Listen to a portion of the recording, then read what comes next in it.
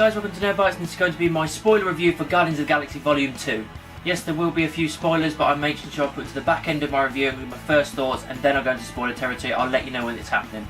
So, Guardians of the Galaxy 2, it's obviously called Volume 2, it's the second Guardians of the Galaxy film, and this time obviously we've established these characters, and it's going in knowing who these are this time. And overall, I think it was a great film. You know, it had a couple of problems here and there, but overall, very enjoyable. It had some great moments in it. It was full of action. It was hilarious, as you expect from the Guardians. It's really, really funny stuff. A couple of jokes didn't land, but the majority of them pretty much did. It's as well emotional as well. There's a very big emotional piece at some point in this film as well, which I'll get into in the spoilers. That was incredible. The characters have developed more. The music, again, music is always a staple of the Guardians world, and having things like Fleetwood Mac on top of stuff is just absolutely incredible. Chris Pratt playing Star-Lord, he just breathes this role. It just is him. He knows how to do it. He makes it amazing. As well as Bradley Cooper playing Rocket. Rocket was hilarious in this. He was awesome in this. He was the classic character we expect and we love, but this time knowing these characters and caring for these characters to a point. Also, the gadgets that he uses in this, all these gadgets that have come up. I mean, you've seen in some of the trailers, the flight suit and all that kind of stuff, and there's loads of other things that Rocket is using, and even Star-Lord is using as well. Just some really inventive, awesome stuff that kind of really work in this universe. Baby Groot was so adorable throughout the entire thing. Every time he was on screen, it was amazing. I even had two girls behind us when we were in the cinema just going, oh, every time he did something, because it really was this adorable, amazing little character that we love. And it's just really cool to see that dynamic, and it's cool because as you see in some of the trailers, they're all looking after him, like they're all the parents of Baby Groot and looking after him through this movie, and it's just really cool to see them. They've all got one focal point, and that's definitely him. Kurt Russell as Ego the Living Planet, as Star-Lord's father. That's not a spoiler because obviously it happened at the end of the last trailer. We got told that. Great performance. He's a good actor anyway. We all know he's a great actor. He did a really good performance, and with all the twists and turns that happened through this movie, it worked well, and it just him flipping on a dime and everything with his acting skills worked really well. I really enjoyed him as Star-Lord's dad. Yondu, Nebula, and even Yondu's right-hand man, James Gunn's brother, I can't remember the guy's name, the character's name, they all had a lot more to do in this film. They were a lot more focal in this. Nebula having a lot more interaction with Gamora, Yondu having a lot more interaction with Rocket and Groot, and obviously the rest of the Guardians as well. I'm glad that they brought them into the fold properly as well, and that they've got a lot more to do. As did Mantis, this new character as well. She's kind of with Ego, looking after Ego to a point, and she was fun. She was a really good dynamic, especially with her and Drax. The chemistry between her and Drax in this film was really good and really funny, and quite emotional at points as well. Again, they're just really good at developing these characters that we love.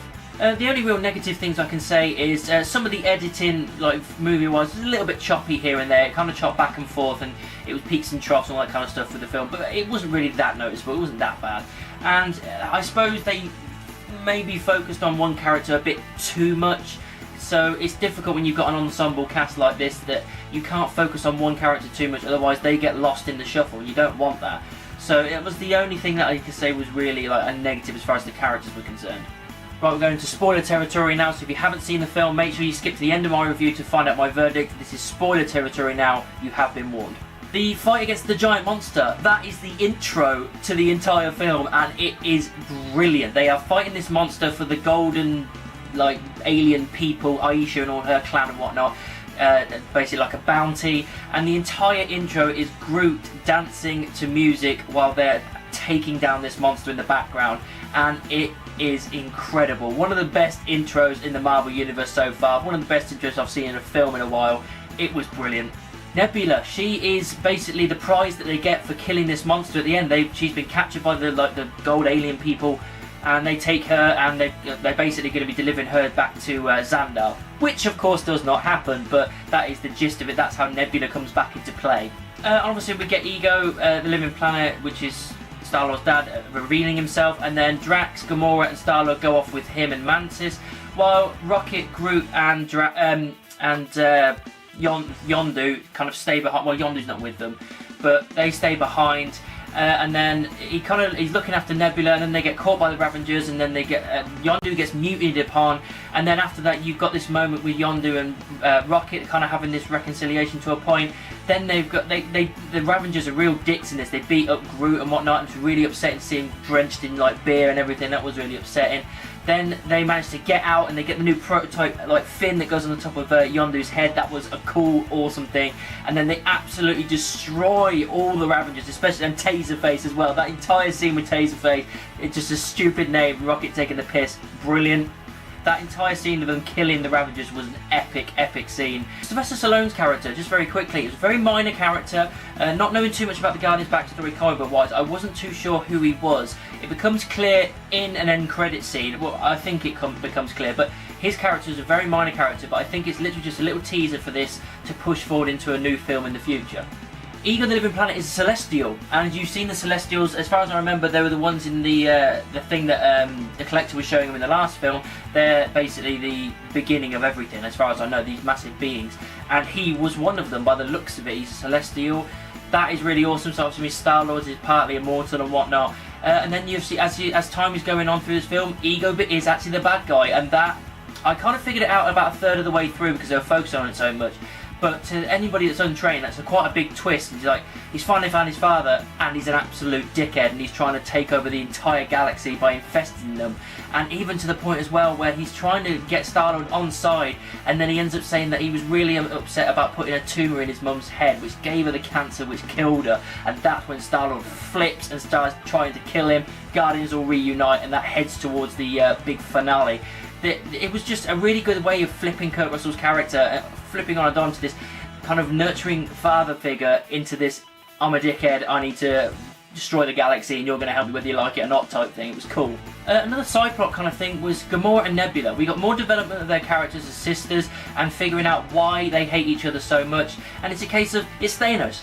He doesn't appear at any point in this film, but he's an absolute dick because of what they've been saying. The fact that Nebula's been rebuilt again and again and again, put more pieces of metal and all this kind of stuff and android stuff on her every time that she lost to Gamora. But then Gamora's saying, oh, I had to fight or I'd be killed kind of thing. So this is Thanos being a puppet master with his two sisters, putting them so far against each other that they hate each other so much and wanted to kill each other.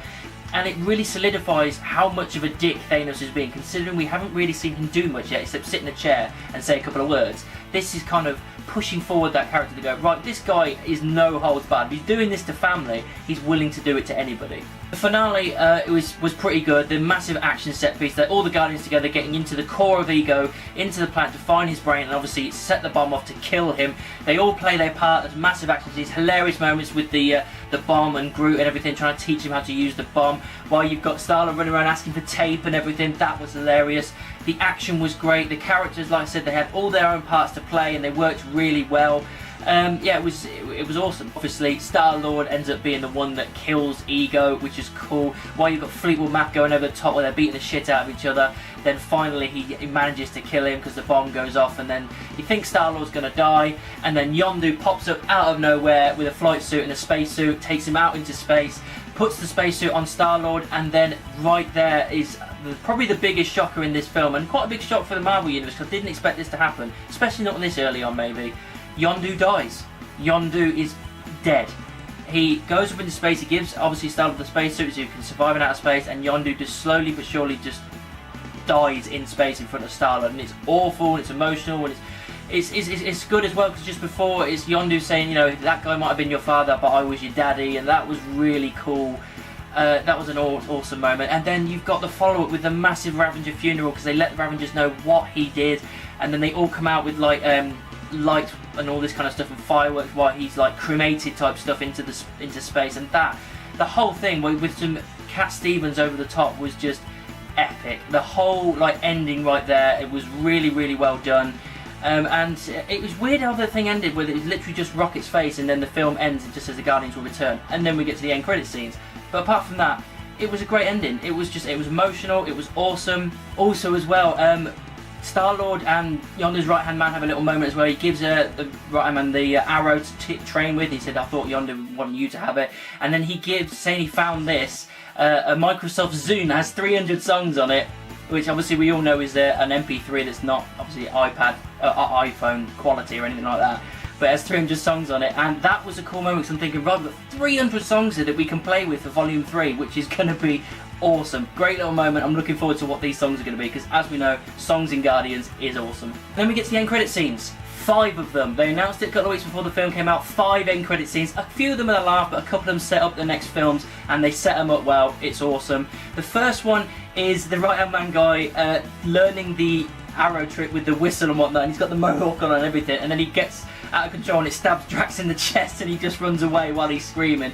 Really funny. The next one is Sylvester Stallone's character, and then all the leaders of the separate Ravager groups that come to the funeral all standing there saying, we're all together again, let's form a team and fuck shit up, basically, that kind of stuff. And I looked at it and I wasn't sure at the start, but then I realised I think these are the original Guardians of the Galaxies from the original comic before they revamped it.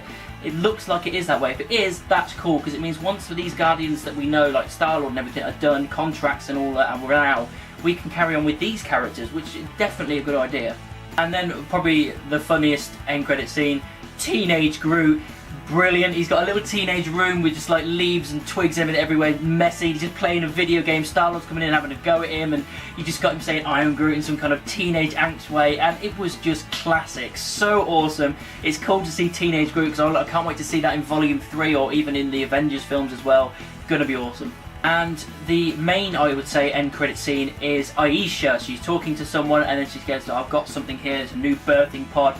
Turn it round and it looks awesome, and you're pretty sure what it is, and she goes, I shall name him Adam. And I was like, oh, it's going to be Adam Warlock, and that is awesome, because the thing that basically sets up for Volume 3, it's going to be Aisha and Warlock versus the Guardians. That's going to be epic. I cannot wait to see who's going to be Adam Warlock, and I can't wait to see what they do with him, how he looks. Going to be epic. Then, of course, we get a final little end credit scene. It's literally just Stan Lee talking to some aliens on a little moon, which he was doing halfway through the movie, and they all wander off when he's trying to tell stories. Just a funny little moment with Stan Lee. Epic. Overall, guys, I think Guardians of the Galaxy Volume 2 was an absolute roller coaster of emotions. It was action-packed, it was hilarious, it was fun, it was emotional to hell, especially at the end with Yondu. Everything about it was really great. There was a couple of like minors here and there, but nothing too major, to be honest. I came out really happily surprised by this film, because it was a tall feat to beat the first one, and I think they've done really well with the second outing, and I think it's absolutely fair to give it 4 stars. So that's what I thought of Guardians of the Galaxy Volume 2. What did you think about it? Let me know down in the comments or send me an email. You can also find me in the various social media, Facebook, Twitter, Instagram, moviepilot.com. Just type in Nerdbytes anywhere and I'm sure you'll find me. Don't forget to like, subscribe and share my videos. And of course, keep it nerdy.